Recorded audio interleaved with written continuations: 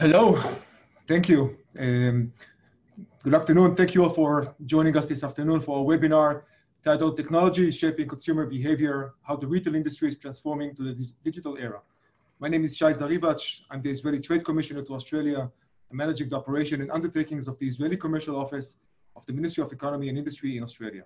It is my pleasure to be the host and moderator of today's webinar. Before I begin official proceedings, it is customary in the Commonwealth of Australia and I would like to, as it is customary in the Commonwealth of Australia, I would like to acknowledge the traditional owners of the land on which we stand and pay my respect to their elders past, present, and emerging. Today's webinar is held as part of the virtual Global Expo. It is named Israel Retail Innovation Expo. This will be running over the next couple of days, meaning 8 and 9 of September, Tuesday and Wednesday of this week.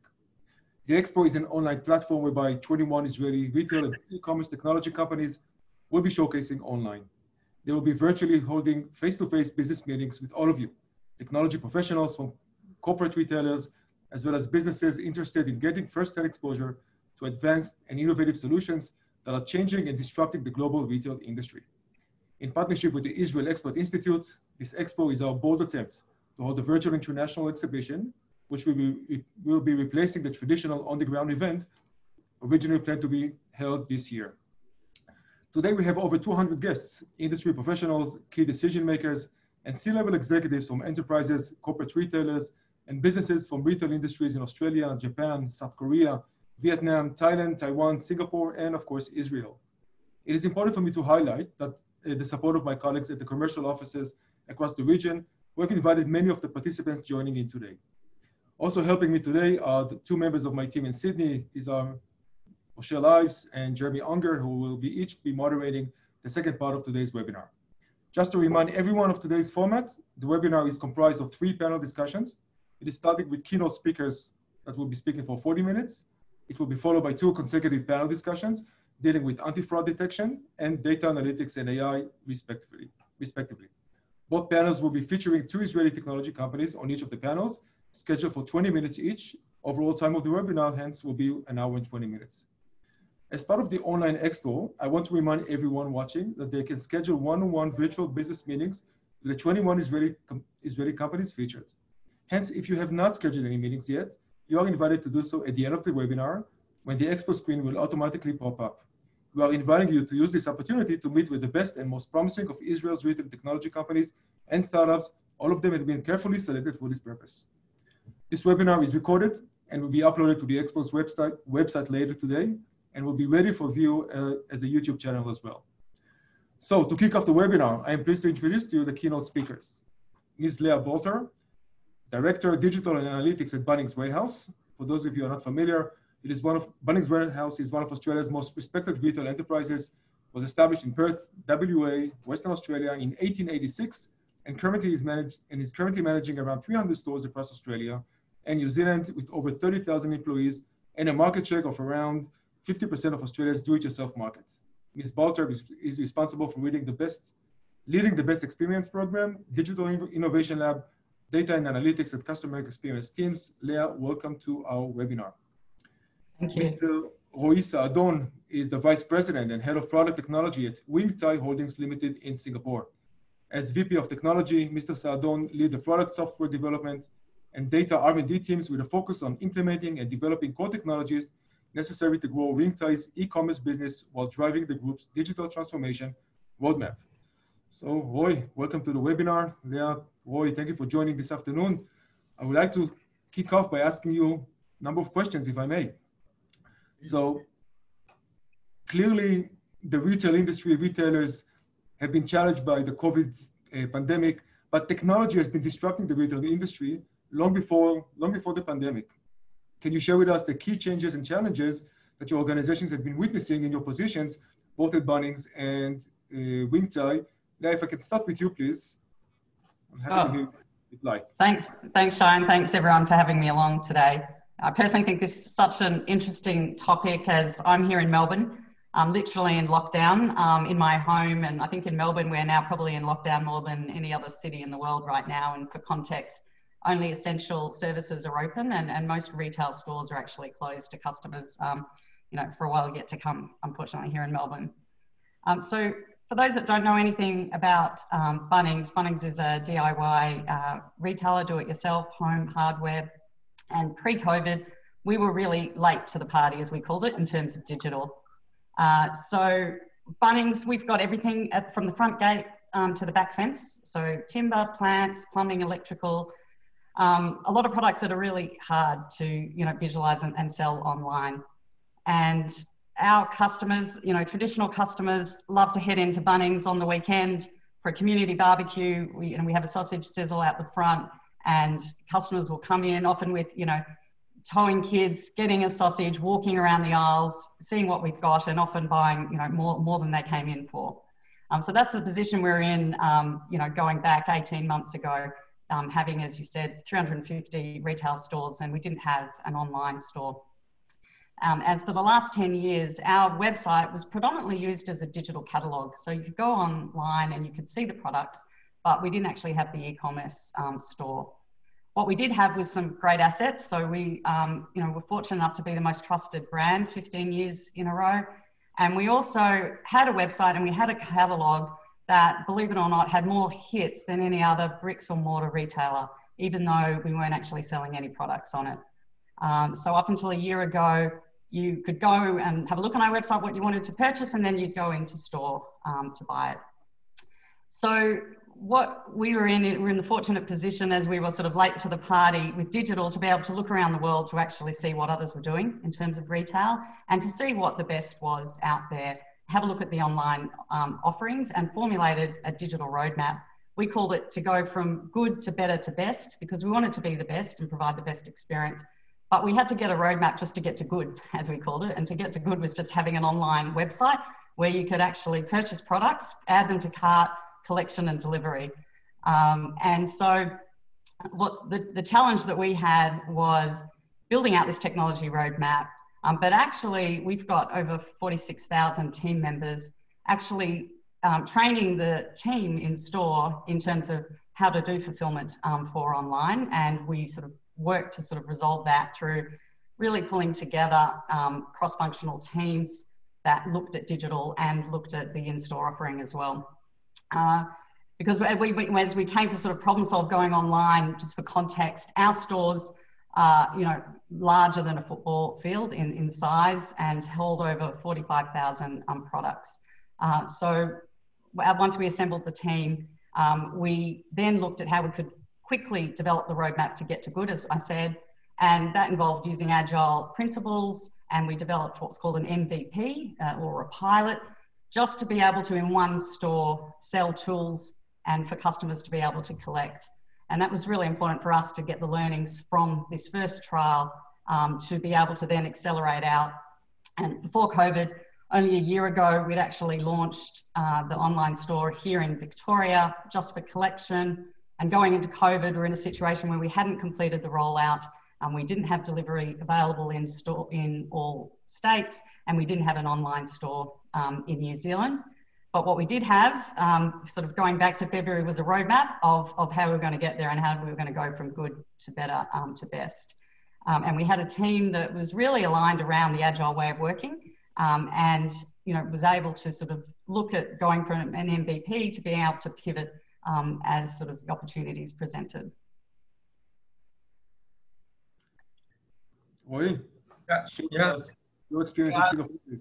Yeah, I'll try to build a little bit more on what Leah was mentioning, but take it from a more generic point of view. I think it's no secret that traditional retail is losing ground to e-commerce and digital in general, and this is the main reason why many retailers are taking initiative, accelerating investment in technology, going for digital transformation to help to turn around the business. I think Barrington is one example. My personal best example is probably Walmart. Walmart is an amazing example of a company that actually took digital transformation and really put it left, front, and center as one of their key drivers forward. Personally, I would say the challenges, the biggest challenges that I see in both Wingtie and a lot of traditional retails is change management, adapting to new paradigm of understanding that technology is not just an IT support. It's something of a business itself. You know, you probably all heard of these little companies called Amazon and Alibaba and eBay. They are pure tech play, and they are a business in themselves, right? It's not just about taking technology and figuring out how to improve retail business. It's about thinking about how technology can completely transform the whole business paradigm from end to end. And this is something that we are doing for the last couple of years in Wingtie. So the way that Wingtie approached this is to set up a completely new business called the digital team. And the digital team, the idea was to hire trained professional people with e-commerce experience, people with IT, with technology background, and then put them as a separate organization almost that will dictate or design the roadmap and the strategy going forward for the next 5 years. So it's not about just intermingling existing people and working together with retail. It's about starting something from scratch and starting something that actually makes sense for the long term with a full vision of where we want to be in, not just patching or not just improving existing experiences. So the biggest change that Wingtie did was to set up this new e-commerce and tech team, which are all new members to Wingtie and all new employees. And I think it's very important in that sense because most retailers, like I mentioned, they don't fully understand technology. They don't fully understand innovation. Usually what happens is you're just trying to patch, you're just trying to add some additional features and complexities. But at the end of the day, the important thing is, if you ask me, is change management, is the understanding that technology is something that can drive the business forward. It's not just a support function. And actually changing people and changing behaviors for both the customers, but also for the internal staff is something that's very difficult to do, which is why I feel this is something, especially in traditional companies, like I mentioned, it's something that needs to happen top down. It's something that needs to happen with a very clear vision of where the company is headed. It's something that needs to happen with a long-term strategy in place, which is how Wingtie eventually decided to approach this challenge of a complete digital transformation. And there's a reason why this is called digital transformation, because it really requires a full-on transformation of all the processes, but also the staff and how people are thinking about doing business. Okay. Digital transformation is definitely the name of the game, has been before, having for a number of years now before COVID, and has intensified during the past number of months. But we are in an event which is featuring giving voice to the Israeli retail industry, taking place today and tomorrow. And I was wondering if I can ask you, how does Israeli tech companies are involved in your plans, and how do you use them in order to keep the latest of innovation involved in your organizations? If I can get you to share with us, Leah, start with you again. Sure, no, thank you. As we started to define, going back a couple of years, what we called our, best experience for customers, we scanned across the world, lots of technology companies, and we also, looked at Israeli tech. I mean, how could you not? It was definitely on our radar. And so I was really fortunate last July to be able to lead a delegation to Israel, where I took the CEO, we took a couple of board directors, and we took some of the key leaders in digital and analytics and across innovation. And we spent 4.5 really intense days. We met 30 companies in 4.5 days, which was just incredible. It was really inspirational. But what it enabled us to do was to really look across the whole customer journey. And we met with a range of companies, across digital marketing, analytics, call centers, cybersecurity, and from the range of companies had sort of initial ideas of proof of concepts that we took back to Australia, looked at for our customers, what were the pain points, what were the problems that we were trying to solve, and then we sort of narrowed that down to it's about 9 or 10 that we sort of firmed up what could a proof of concept look like, and then a few of those we've sort of taken through to implementation. And actually during COVID, a couple of those, relationships and contacts that we had have been really, really helpful, in particular as we look at how our team and our customers can sort of, be safe during this time.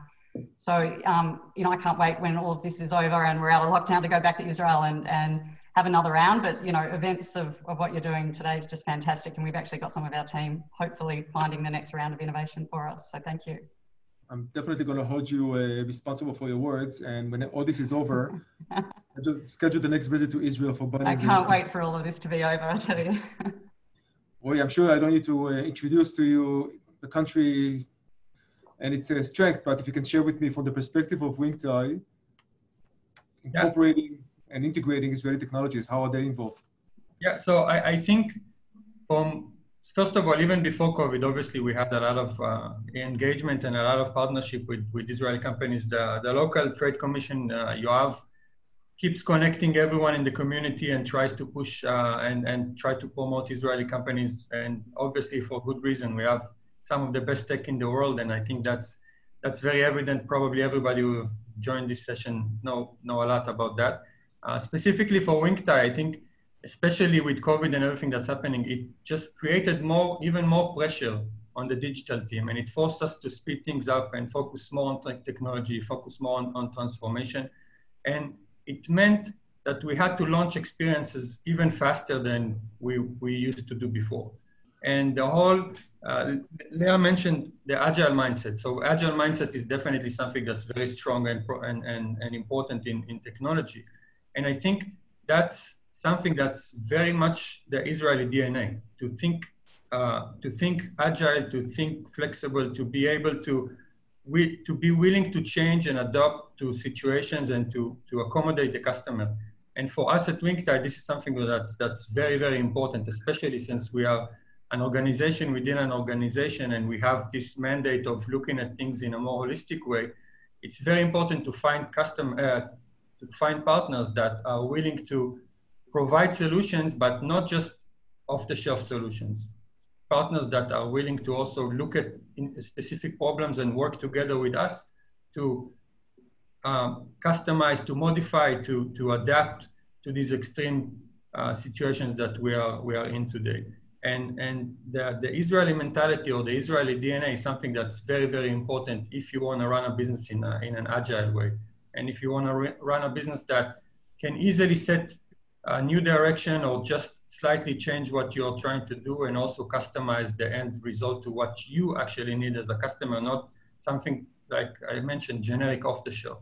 So working with Israeli companies, it's in that sense, it's fantastic. They are usually very accommodating. They are always willing to take the extra mile to support specific needs and the mentality is to try to build something, always to try to improve and build something that actually works for the specific use case that you have as a company, as a partner, as a customer at the end of the day, which to me, obviously you mentioned I'm originally from Israel, but this is something that's very, very important. And in general, technology is about adaptability. It's about change. It's about looking at the situation and you know, trying to find the right solution, but being able to adapt it to what you need at the end of the day. And this is something that's very, very strong with Israeli companies. And Leah was mentioning POCs or MVPs as we call them. So that's another very important thing, because in this day and age, we really need to try out different solutions. We need to try out different options and see what works best, right? And working with such partners that are willing and open to this kind of working methods of, okay, let's create an experiment, let's POC, let's create a proof of concept around it, let's see if it works for both ways. If it does, fantastic. If it doesn't, let's improve, let's make it a little bit better. And then this whole conversation and this whole partnership, so it's not just about client and customer, it's about being the partner with whoever's using your product. And that's something that I really, really enjoy. And I found very, very important when you choose a partner and when you choose to work with a company that provides you with a solution. Excellent. I would like to ask you, Leah and Roy, different questions now. Given that you are both in sort of a similar but different businesses. One is a retail, right? Bunnings is a physical shop, and Wingtie is an online platform. So the need to juggle between keeping your customers close, not losing them, and providing with value, as well as keeping your employees safe? I'm sure it's a question that is relevant for many which are working in the retail world. Yeah, if you can share with us how this works for Bunnings, I appreciate it. Yeah, no, sure. Something that we've been placing a lot of emphasis on, and in particular making sure that, we're really following, government recommendations and guidelines as it's changing. So as I sort of mentioned earlier, we had a roadmap to get to best, and COVID really helped us accelerate where we thought we'd be, really a few years from now. When, we saw COVID sort of hitting and seeing the impact, early on we reached out to China and to talk to some experts there in terms of, as China was coming out of their lockdown, what were they doing and how were they pivoting their businesses? And we realized from the experts that we spoke to really early on that actually coming up with a solution for contactless fulfillment was going to be really important. So we, really accelerated the delivery where we didn't have delivery. But we came up with a way, we call it drive and collect, but, drive through, whatever you sort of call it globally, came up with a model that we sort of looked at overseas. And we talk about MVPs, you talk about pivoting. Within 4 days, we created an MVP and we rolled it out to 3 stores.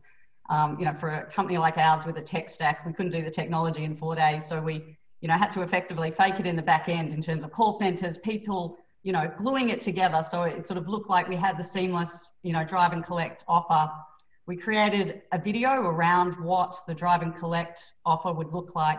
And we used that to get our team on board, to show our team how they could, work in the stores and be safe and putting the products in the boot of the car and, sort of got the buy-in in terms of the training.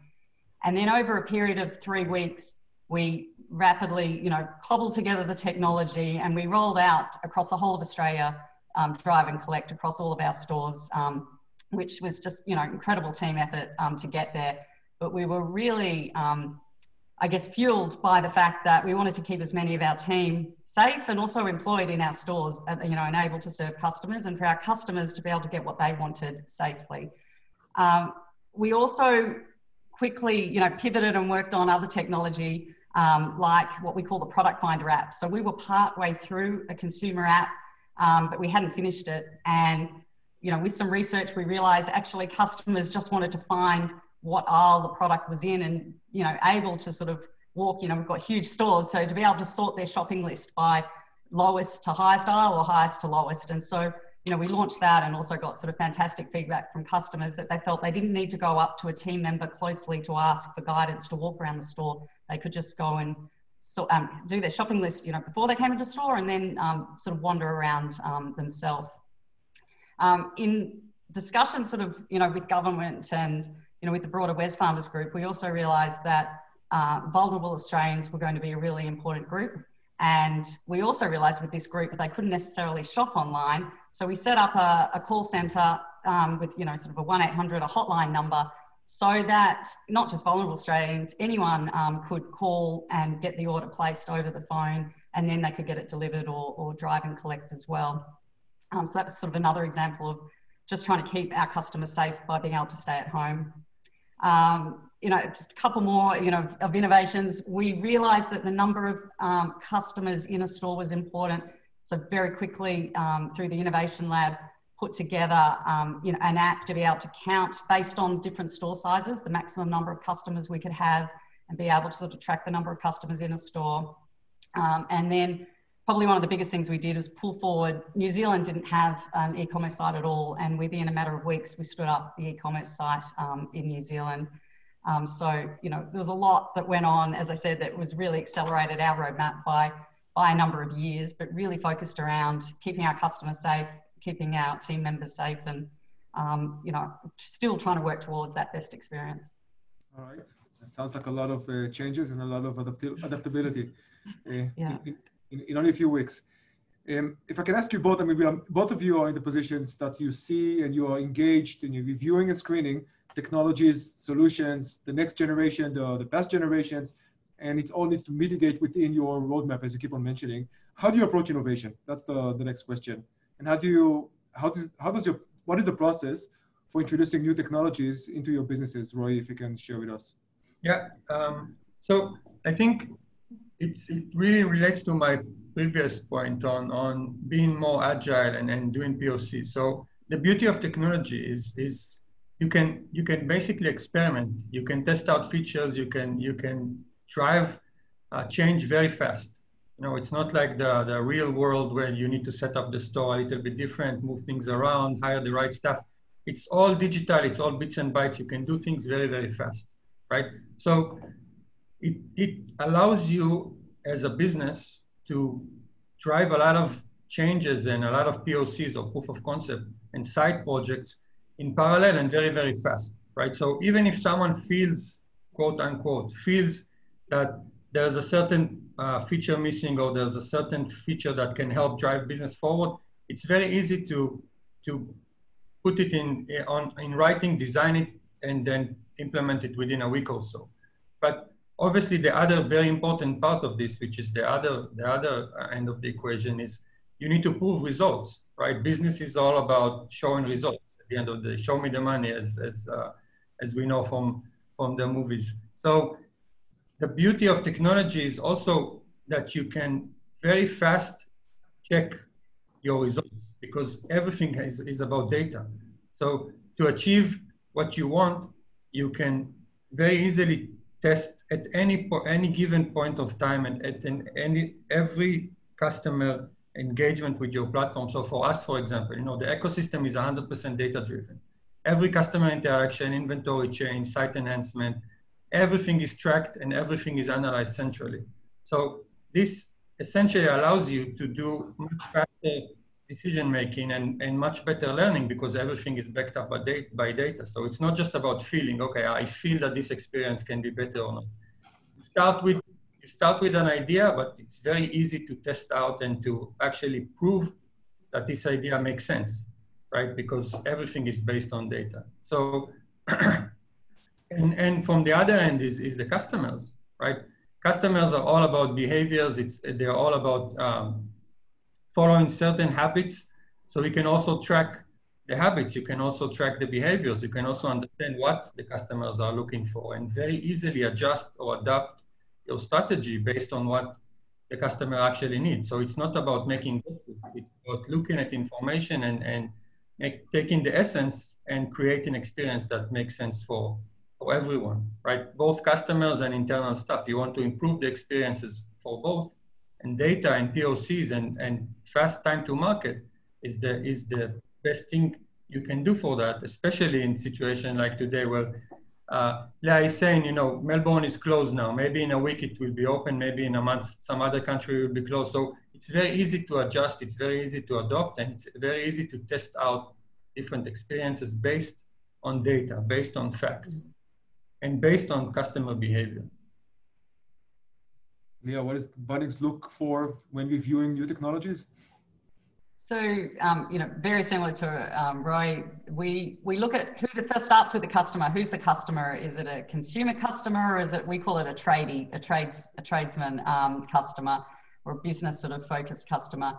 And we map out, we've mapped out the customer journey and across sort of their journey of shopping, right from, you know, beginning sort of their search to, you know, even through to the returns process.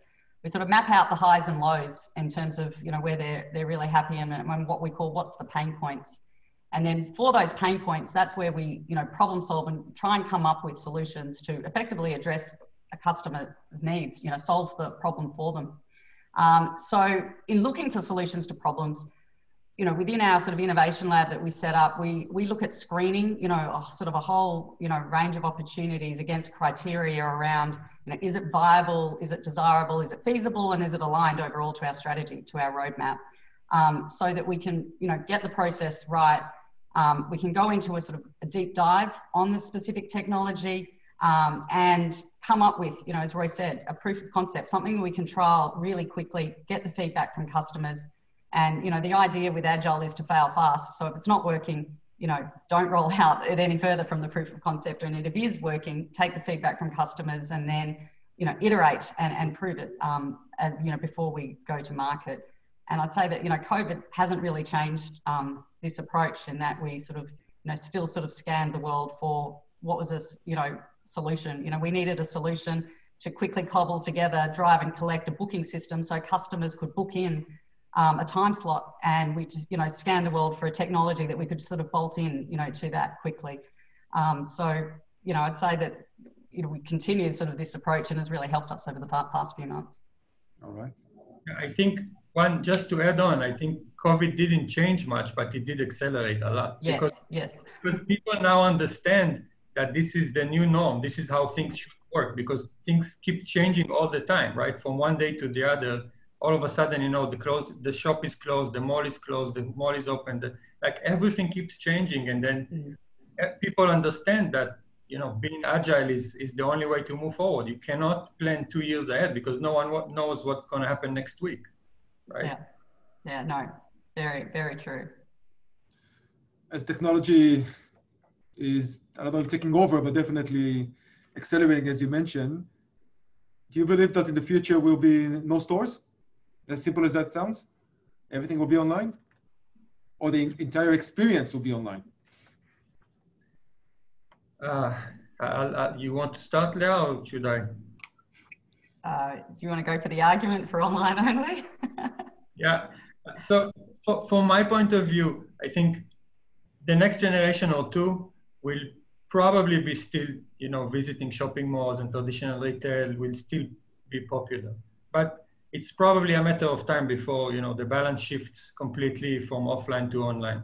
And online is definitely gaining the upper hand quite fast, to be honest. And I think COVID is a huge event that really pushed this paradigm shift forward. I don't have the exact stats, but I'm pretty confident the younger generation, so let's say 30 under, are spending most of their time today on their phones and devices rather than what used to be hanging outside with friends in the malls and shopping centers and retail outlets, etc.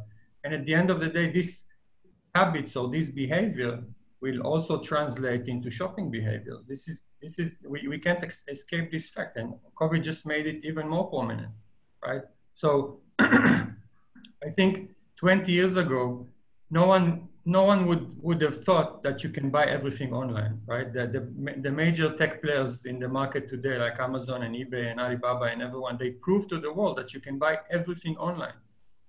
It started with books on Amazon and auctions in eBay, and Alibaba was sending B2B. But today, it's everything you can think of. You'll probably be able to find it online, probably much faster than you will be able to find offline. Obviously, and I'm setting the ground for the counter argument, but there are obviously some concerns. People need to still change their habits. But if you ask me, eventually convenience will trump everything. This is human behavior. What's more convenient to me, this is the path that I will choose. I just need to adjust the habits. I just need to find solution for the specific pain points that the customers have. If we're talking about fashion, which is what we are dealing with in Wingtie, so obviously fashion has this problem of, I want to try out the outfit. I want to make sure that the fabric feels nice. I want to check that the size fits. But all of these things with technology, with the right technology and innovations around, VR and social networks and augmented reality, data analytics, all these things, very, very easy to solve. So if you ask me, it's just a matter of a few years until this balance shifts. Counter argument, Leah.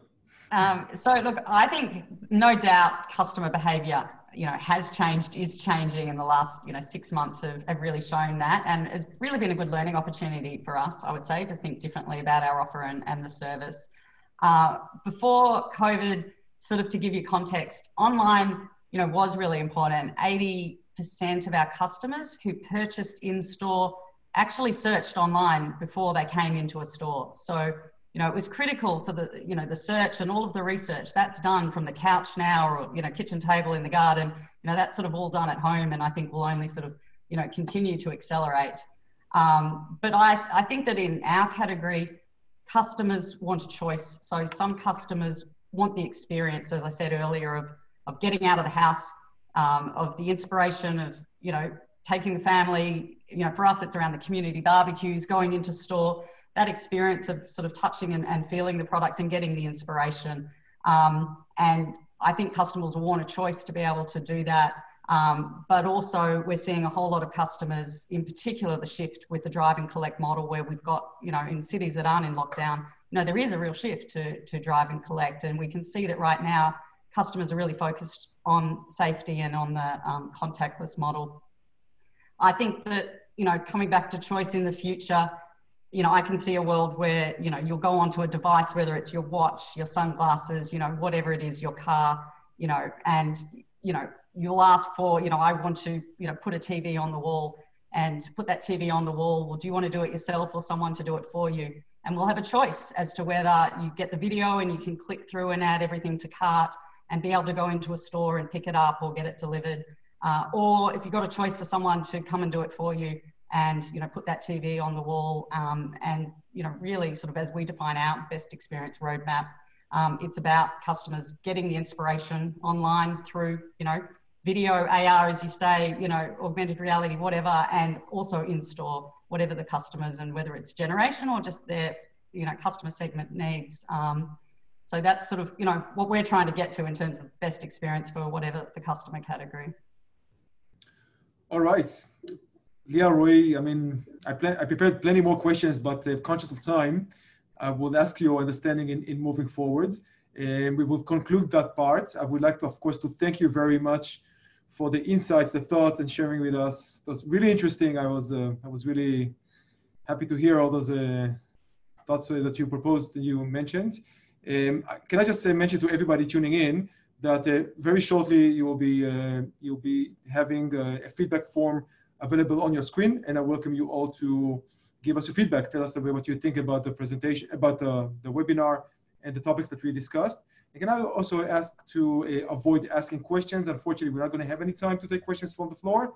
And everyone that would have any question, particularly specifically to companies, is more than welcome to register and meet companies and ask them any questions he has.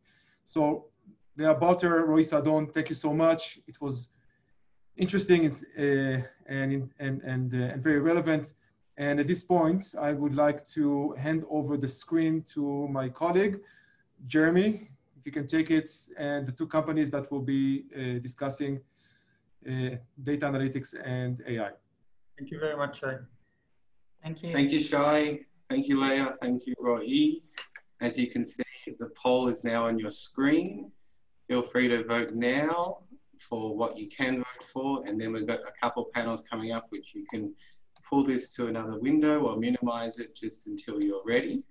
So I thank you, Shai. My name is Jeremy. I'm a trade officer at the Israel Trade Commission here in Australia, and I am going to be facilitating the fraud panel. So I ask Ran Wasserman and Dean Pogrowski to please come join me on the Zoom stage as we have now. Hi, Ran. Hi, Dean.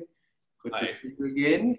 And so this is a fraud panel, and we're talking about financial fraud. And you two have been selected to represent Israeli retail technology counteracting fraud to businesses. Can you tell me a bit about what your company does and who it helps? So I'll go you first, Dean, and then Ran. Thanks, Jeremy, and thanks for having us on the panel. I'm really excited to be here. So Riskified is a fully automated machine learning chargeback guarantee solution. So what does this mean? So what we do is our solution reviews online orders placed by customers to determine whether the order was made by a genuine customer or a fraudster using a stolen credit card. What we then do is we provide instant decisions to approve or decline the order. In the instance that the order comes back as a chargeback, Riskified will assume full liability for that chargeback, meaning that we have to be very accurate in our analysis because we pay for our mistakes. Who do we help? Who do we work with? We're working with over 2,000 merchants globally. Some companies like Booking.com in travel, JB Hi-Fi in electronics, Macy's in the US, Dyson, and also Zara. Our main goal is really to help merchants maximize online revenue by approving as many good orders as possible, while at the same time we're eliminating the chargeback costs, any operational issues around chargebacks, and customer friction. So these are a lot of the pain points that we see with legacy fraud solutions still used solutions in the market. Okay, Ran. Yeah, thank you. So first of all, thank you for having me. It's a pleasure. So SecureTouch, we are a fraud prevention company dealing with advanced fraud in real time and basing our decision mainly on behavioral biometrics and the user journey. Basically, it means that you integrate SecureTouch into your website or mobile applications. Our main business vertical is e-commerce. We have top tier leading worldwide merchants using our solution. And the main use cases we're helping our customers with are account takeover, promo abuse, referral abuse, new account fraud, and so on. So the other fraud patterns besides the standard payment fraud prevention. Okay, back at you, Ron, and then Dean. So we've seen that a lot of selling has moved online, though with more online sales comes more sophisticated ways to defraud a company. So what are some of the fraudulent things that your company and you've seen lately? So yes, definitely. I think that I think that effective payment fraud prevention services like Riskified mainly made fraudsters need to adapt and to find other methods or new methods in order to monetize e-commerce and online merchants. And what we see rising these days is account takeover. So starting from, you'll see bots that are running what's called credential stuffing. So trying to test, running on huge databases of credentials, of user credentials, and trying to find a good match against the merchant website. And then leveraging the good ones that they found in order to monetize through different techniques. It could be using card on file. So I log in as a fraudster, I log in into the account, there's a stored credit card on this account, and then I will monetize this account. So I don't even have the credit card number. And in some cases, there's no even credit card involved. So it could be using like stored credits of this account, or sometimes what we even call reputation takeover. Well, the fraudster takes over an account, adds a stolen credit card to this account. So basically is taking advantage of the good reputation of this account in order to evade fraud detection solutions. So I think we definitely see a shift of fraudulent activity, and it really depends on the merchant, like where he's at with, you know, the fraud stack that he's in place. But definitely when there's a good payment fraud prevention mechanism, you'll see fraudsters migrating into more advanced techniques in order to monetize that. Dean? So as Ron correctly suggests, we definitely see fraudsters adapting over time and becoming more sophisticated. You can almost sit back with a box of popcorn and see how fraudsters operate. But especially during COVID, we've seen fraudsters are very quick at identifying opportunities where there's high levels of fear, reduce and overload fraud teams who are trying to understand the new patterns and deal with all this additional volume online. So when a market's more chaotic, so are fraudsters, and they really seize this opportunity. We've seen a rise in a number of types of cyber criminal activities. Specifically, what's interesting is COVID-related themes. So I'll give you a few examples. As we've seen the rise in contactless delivery, so you don't have to sign for your purchase. And that means that it's a huge opportunity for fraudsters. When you get your package delivered, fraudsters will send it to maybe a reshipper, a vacant property, or even a fraud mule where the company won't know whether it's the genuine customer or the fraudster receiving the good. Another example is phishing attacks. We've seen a huge increase. I think it was around 1,000% in a few months ago in an increase. And what this is when you receive an email or a notification from your telco, your utility company, or even your tax authority, the ATO in Australia, and they'll say you have overdue taxes or an outstanding bill, please sign in here.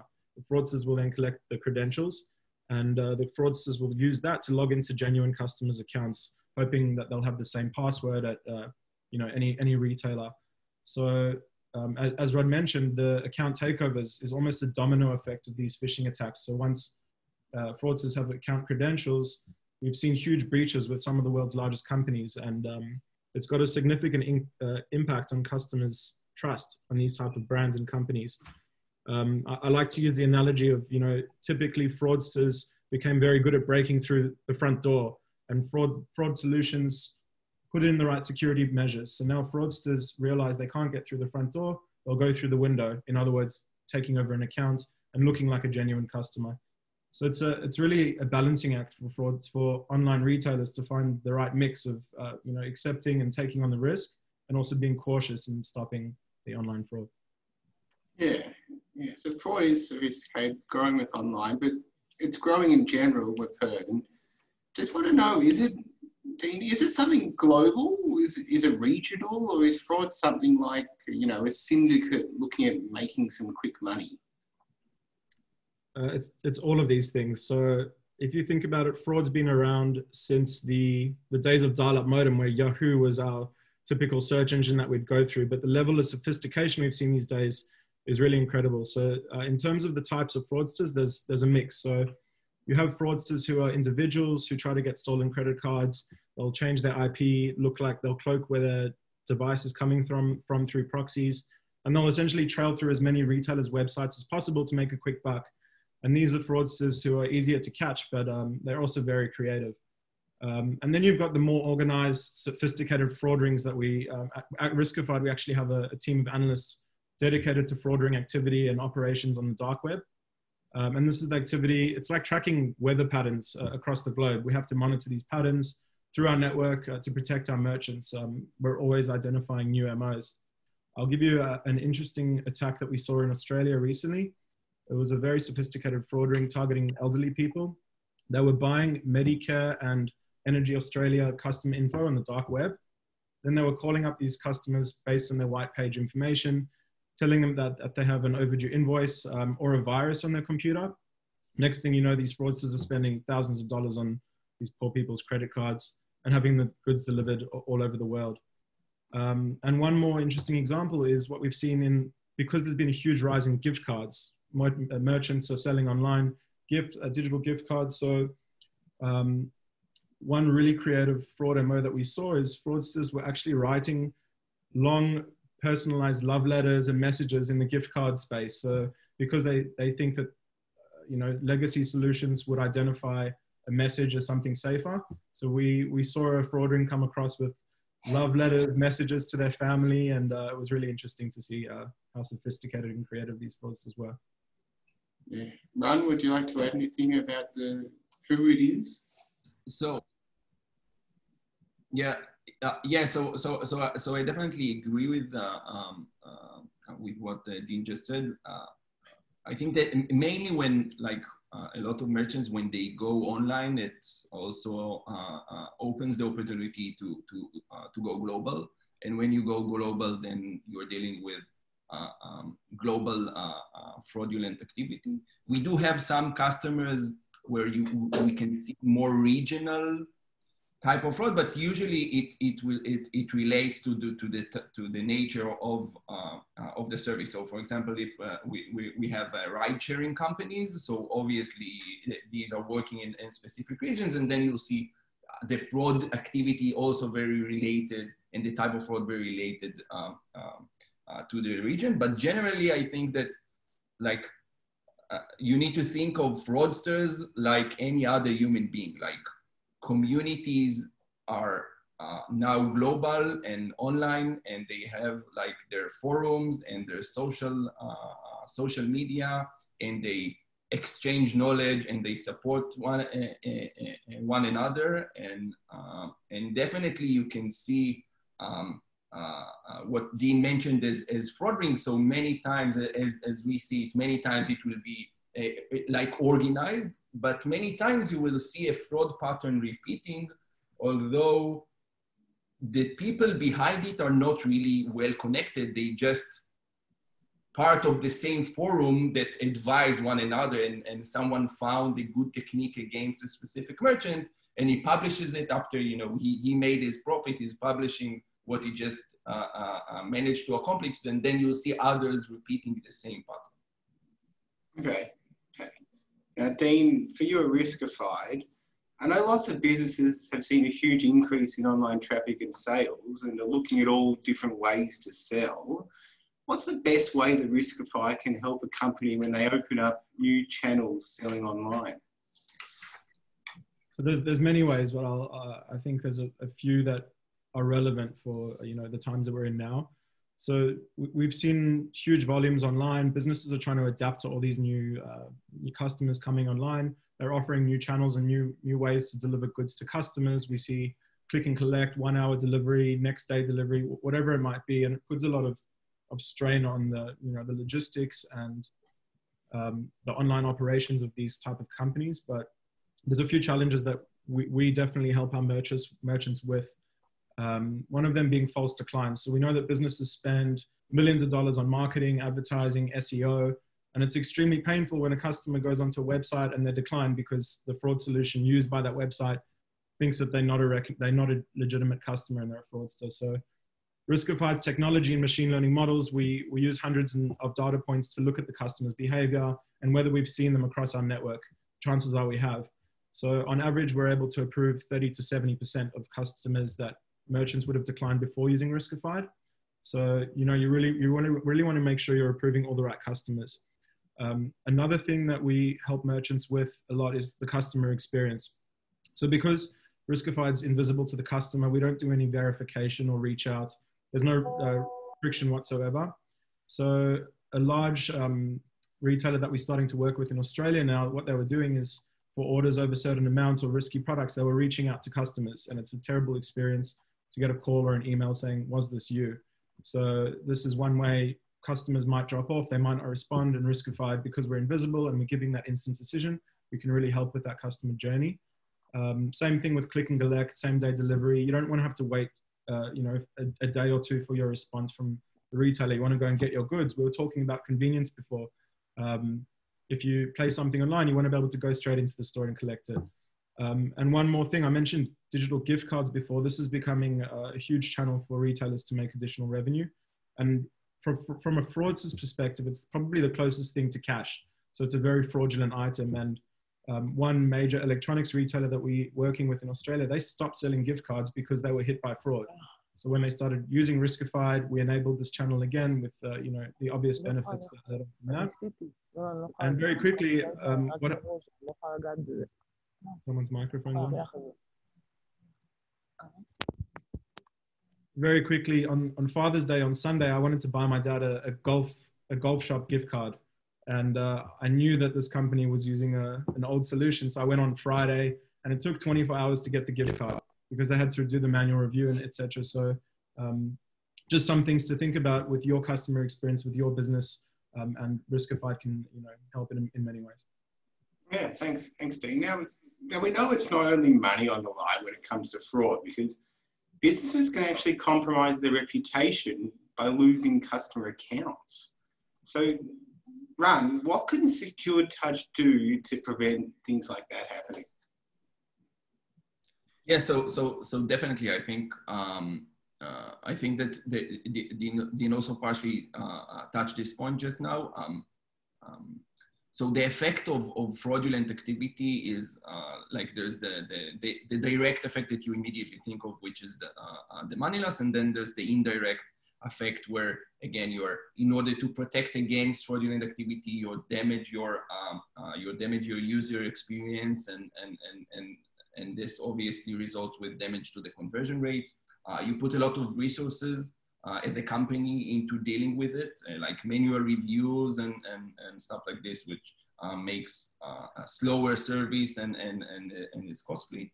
And I think that in many cases, there's also the reputation itself. So, for example, I can give you an example of there's a phenomena called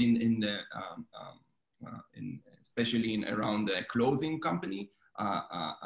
It's called sneakers bots. So there's like limited editions of sneakers, and as a retailer, like you sell a limited edition, and then there are products dedicated. It's called sneakers bots to purchase as fast as possible the entire stock and then sell it on a secondary market. So from you know, if you only look at the money as a merchant, you've got the money. Like this tool, it's a bot and it will really pay you the money. So you've got the money, but your legitimate customers, where you're doing it in order to you know, to have good reputation with your customers, eventually they are failing each and every time to beat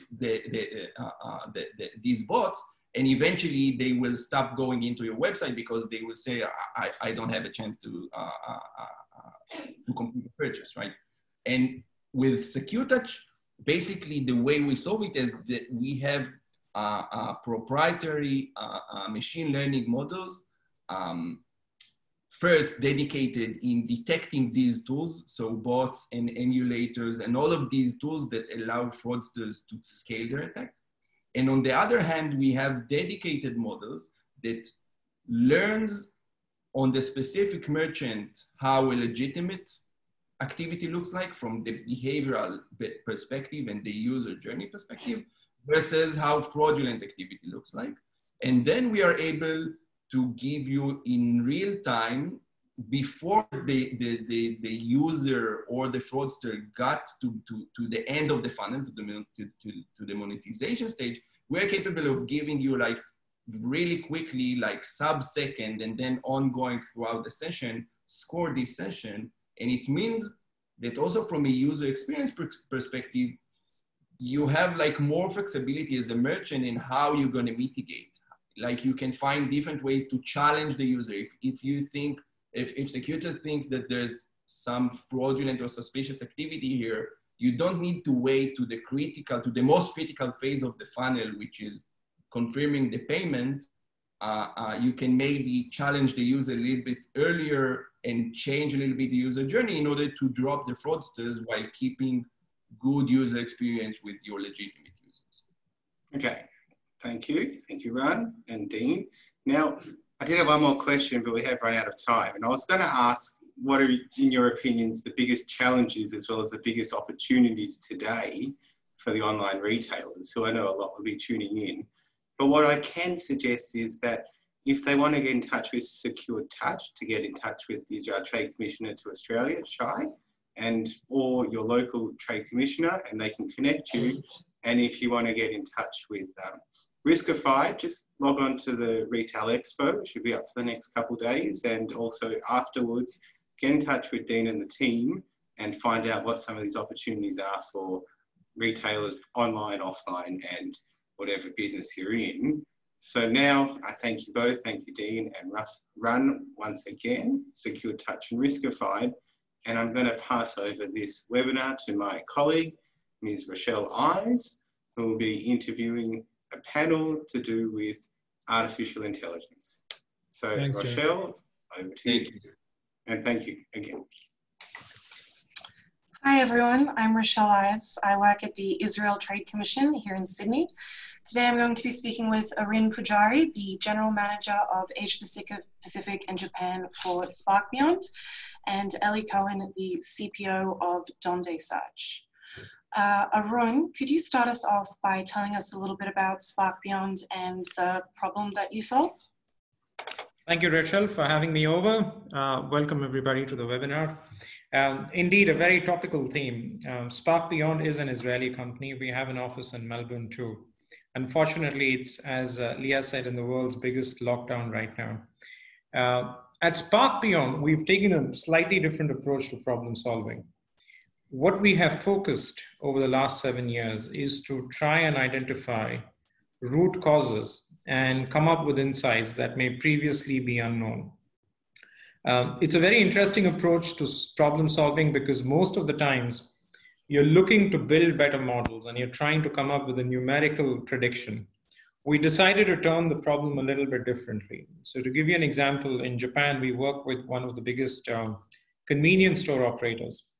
And they are interested in knowing where to set up the next convenience store. Now, traditionally, they have a large team which understands that if you set it up next to a train station or a dense neighborhood, that is very good for them. When we ran the Spark Beyond platform, we took the client's data, we connected it to external data sources, and the platform came up with what you already knew. Yes, being next to a train station is good, but it came up with a long tail of ideas that the client had no idea about. For example, it said, if you're next to a coin-operated laundromat, that is a wonderful indicator of store location profitability. Now, many of you may wonder, what has store location got to do with the coin-operated laundromat? It so happens that there is, in Tokyo small houses, you don't have a washer dryer at home. So when you step out to the laundromat, you have free space to buy your wasabi and your latest manga comics. That's when you step in even to a convenience store. So at Spark Beyond, we specialize in augmenting your decision-making process, connect it to external data sources, and come up with insights that you may not be aware of. No better time than now to actually do this. Thank you, Rochelle. Okay, great. And Ellie, can you also give us a bit of a snapshot of Donde Search and your technology? Sure. Thank you, Rochelle, for having me here today. Donde Search is an innovative company that specializes in solving what we call shopping frustration. We use computer vision and AI in order to extract attributes, visual attributes from every product item that you have in your e-commerce store. And we enable users to search using those attributes. We even represent each such attribute as a visual cue, like an icon. So people will not need to use words, because the main problem that creates frustration is the fact that today the main tools to discover products are made out of words, and words are limited in the way they can describe something, especially items like fashion or like a dress or a sofa. Therefore, we enable a more of a visual discovery, and we offer retailers to enrich their data with those visual attributes. We do that automatically, only using their images. So we solve the bias of doing it manually and solve all this manual work, do it fast, and enable them to launch product quickly to the online. We also enable them to understand what shopper are looking for with every action, because we know what are the attributes behind every tap on a link or an item. So we enable also recommendation based on style attributes, like similar items, and complete the look. And we are powering the biggest retailers in the world. We work with Revolve, Boohoo. So our solutions are already production proven at scale. Yeah, great. And Arun, how do you think the data landscape has changed over the last 6 months, and what are we able to learn from this? Great question, Rochelle. I think the data has changed over 2 dimensions. The first one is, your own internal data. We believe the last 6 months of data now is more valuable than the last 6 years of data that you had. You're examining and you're experiencing a whole new set of client behavior at this stage, whether you're online or offline. The other thing that we observe from the market is the prevalence of external data. Because of all the changes that have happened, many of the insights may not be just in what you have. It's more in the external data that we see, whether it is in mobility, whether it is other SKUs, and so on and so forth. A great way to bring this to life is a work that we are currently doing with a large client of ours in New York. The client is into selling beer and liquor. And one of the key challenges for them is the ability to predict when demand may come back to certain level of normalcy, because this will help them do stocking. This will help them, organize their own resources and other things. Now, what is influencing demand these days? Yes, they have a trend of over the last 1 year how they have been selling, but That is not the influencing factor. The influencing factor is what the Governor Andrew Cuomo says about what positions to be open, what things to be closed. It is about people's mobility. It is when bars open, when bars shut down. So we have kind of created a canvas in which we pull in all these disparate data sources. And then we are able to quickly identify what could be the future demand pattern based on people's movement, based on news related information, what store to open, what store to close. We believe the augmented way of problem solving by combining all these data sources is what is most prevalent and what is most influential today. Okay, great. And Ellie, how do you believe consumer behavior has changed recently? And what technology can retailers use to leverage that change? Thank you for this question, Rochelle. So we see from the data that we collect from millions of users around the online stores that first of all, we see many new users that we haven't seen before getting into the online. So of course, the fact that consumers were forced to move from the physical to the online started with the grocery, getting back to basics, getting their foods to their homes first. But then they started experiencing other shopping in other online verticals like fashion and furniture. And furniture is rising very quickly. And we see that especially the new users has a challenge to adapt, to understand the experience online. We see a lot more browsing. Usually an online store, the funnel ratio is pretty consistent. You know what you'll get from a unique user to the item views, to the click-throughs, add to cart and purchase. And in the recent 6 months, those ratios were a little bit inconsistent. We see a decrease in conversion and a decrease in average order value. And people were a lot more browsing than purchasing. The online, especially when you're talking an online only retailer, we saw that their growth were a little bit restricted. They grew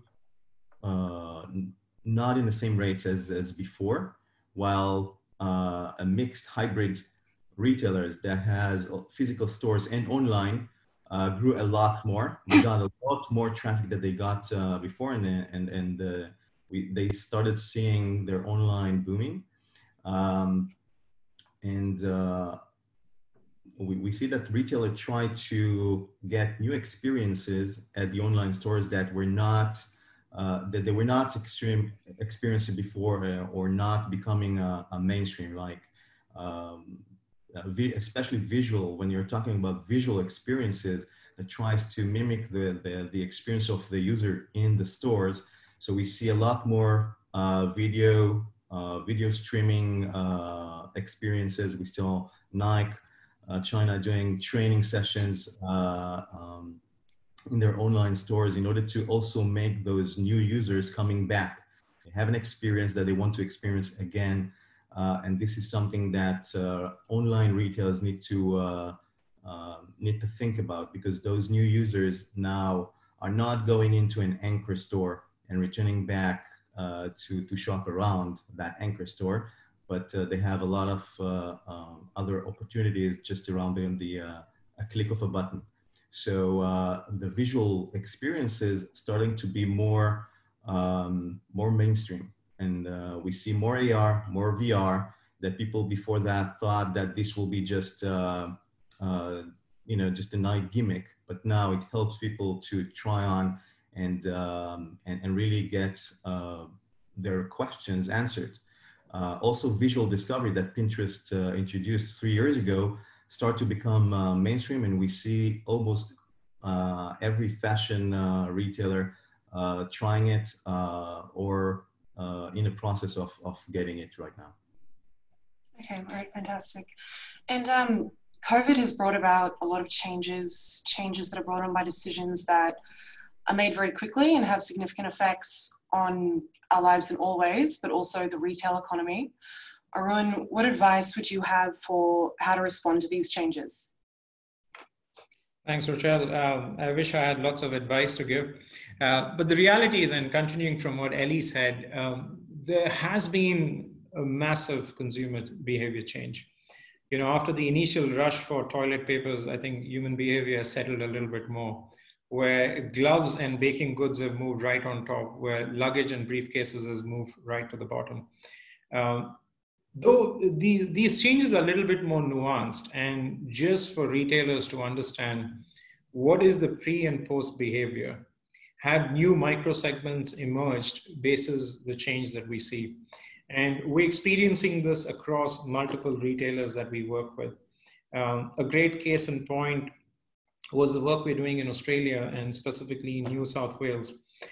We saw an interesting trend of a new micro segmentation that is more likely to churn online, which is people who buy electronic items and live next to, let's say, JBL Hi-Fi are more likely to churn, because after the initial rush to say, let me buy everything online, now they wish to go back to a physical store.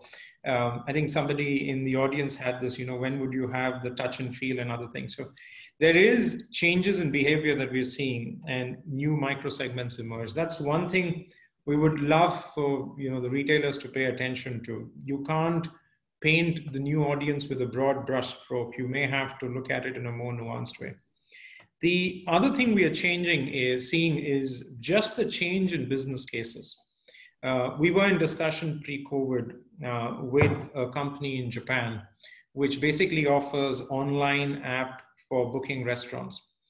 And as COVID started and as we were seeing the impact in Japan, the use case has changed now to saying, maybe understand which of my restaurants are more likely to face reduced demand for a prolonged period and what could we do for them.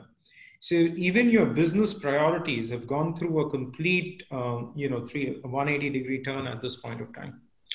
Finally, we are seeing more companies adopt to what we call resilience, and these are dashboards that can inform them about what to do with deploying labor in different places. What is the resilience in their supply chain and so on and so forth. So we're seeing it in 3 different places. One, changing customer segment behavior, understanding what these rapid trends are, and finally building resilience in their different operations that they have. Those are the 3 places we would ask retailers to focus on. Right, okay, great. And the last question I have is for Ellie. It's a big one to finish on. What do you think are the biggest challenges facing the future of retail? Okay, so I think it's main problems that I think we can focus on here on the short time that we have is, first of all, I mentioned the fact that today, when you go online, the fact that you don't have an anchor store that you start and shop around and have your consumers locked in that area, physical area, and people can just get to everywhere you need to be where the consumer is. And you need to be in a way that you make it clear that this is answering the need of that consumer at that time. In order to answer that challenge, and this is connected to what Arun said before, the retailer needs to have a complete set of data. Product needs to be, again, discoverable. They need to have all the data that when the user starts searching, it's connect to the real relevant items in that store. And acquiring those customers will be the biggest challenge. They need to, the retailer needs to understand how they can create loyalty when again, a user can just in a tab go to another store and compare prices, and answer his needs whenever he gets into that other website that he hasn't seen before. Also, the online is an unlimited space. It's different from a physical store where the retailer has the opportunity to display only a few items that fits that space. retailers need to understand that this is an opportunity to get and place product that fits that need of a customer. So we see a lot of retailers going online and increasing the catalogs. And then the next challenge is, how do you enable users to find what they want in this ocean of items? So this is one of the biggest challenge that otherwise will cause what we call shopstration. So you know, when you look at Alibaba and Amazon and Stitch Fix, they use data and a lot of it in order to analyze user behavior, understand what people, what are the experiences that succeed and what's not. So if they will be able to crystallize the user, they will create loyalty and understand what's behind every action. This is the key, I think, for retailers to get more customers, get more returning customers, and get them also converting better. I think that another challenge that retailers will need to embrace is the fact that not everything needs to be done in-house with their knowledge. They need to embrace open innovation and to be able to run quickly, because the online space is changing a lot more rapidly than the physical store space. It create new experiences, make everything more efficient, and also create new paradigms that the users start to learn and adjust to. Therefore, retailers that will move slow and will try to do everything by their limited resources will stay behind and will lag behind the major marketplaces that invest a lot in just online. Okay, great. Well, unfortunately, that's all the time that we have now. I want to give a really big thank you to Arun and Ellie for sharing their time and knowledge today. And I'm going to pass back to Shai for our conclusion. Rochelle, thank you for this, for moderating, Rochelle and Jeremy. We have come to the end of today's webinar, and I would like to thank everyone for joining us this afternoon. It's definitely been a pleasure having you all. We'd like to give special thanks to our participants and speakers, Ms. Leah Balter from Bunnings in Australia, Saadon from Wingtai Singapore, and of course the company's representatives that shared their thoughts and insights. They were Dean from Riskified, Ran from Secure Touch, Ellie from Donda Search, Arun from Spark Beyond. I would also like to thank you guys, my team, Rochelle and Jeremy, for doing a fantastic job setting up this webinar together and for helping myself moderating this, as well as to the Israeli commercial attachés across Asia who have worked to invite and schedule retail industry professionals to this webinar as well as to the Expo. We'd like to conclude and remind everyone again that once the webinar will end, a pop-up link will appear on your screens, which will direct everyone to the website of the Expo, where 21 Israeli technology companies are waiting to meet with all of you at your convenience. While we strongly recommend scheduling one-on-one meetings today and tomorrow, which are the 2 days of the Expo, please note that if you have come across a company of interest, which is not available during these 2 days, that you are welcome to use us to introduce and set up a time to meet at any other time later this week or next. The names and especially the contact details of the Israeli commercial officers is available in the following slide. You can pick it up from there. And I would like to thank you everyone and wishing a successful and fruitful participation at the Israeli Innovation Expo. Thank you and shalom.